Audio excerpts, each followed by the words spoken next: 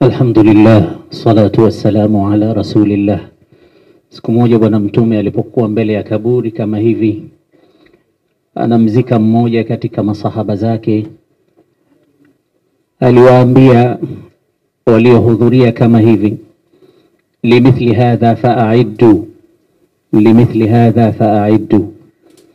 Mfano wa jambo kama hili, nyumba kama hii, mfano wa hali kama hii ya vifo na kuzikana, tena kuzikwa katika nyumba kama hii, jiandaeni, kila mmoja aandae kile anachokwenda nacho huko.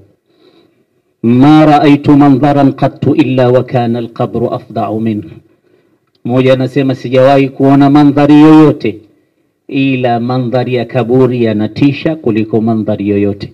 Kumbuka humu ndani yupo ndugu yetu na ameshaianza safari yake ya kuelekea kwa Mola wake. Lakini si hivyo tu, alqabru awwalu manzilin min manazil al-akhirah. Hii ndiyo nyumba ya mwanzo katika nyumba za akhira.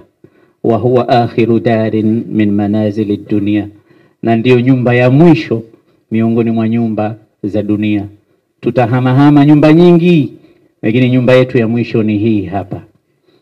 Lakini huko tunakoelekea, kabla ya kwenda katika nyumba aliyoandaa Allah subhanahu wa ta'ala, pepo kwa wema na moto kwa wale watakaokaidi, hii ndiyo nyumba ya mwanzo. Mwenyezi Mungu aijalie nyumba hii iwe nyumba miongoni mwa nyumba za peponi, iwe bustani miongoni mwa bustani ya peponi kwa ndugu yetu ambaye yeye ametangulia na sisi tuko nyuma tunakuja.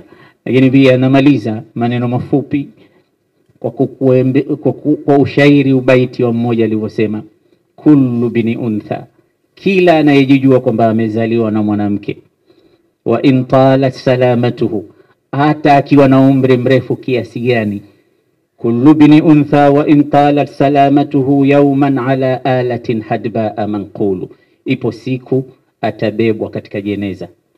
Fa idha hamalta ila alquburi janazatan, utakapobeba siku moja jeneza kupeleka makaburini kama tulivyobeba jeneza la ndugu yetu, fa'lam annaka ba'daha mahmulu, tambua kwamba na wewe ipo siku yako ya kubebwa inakuja.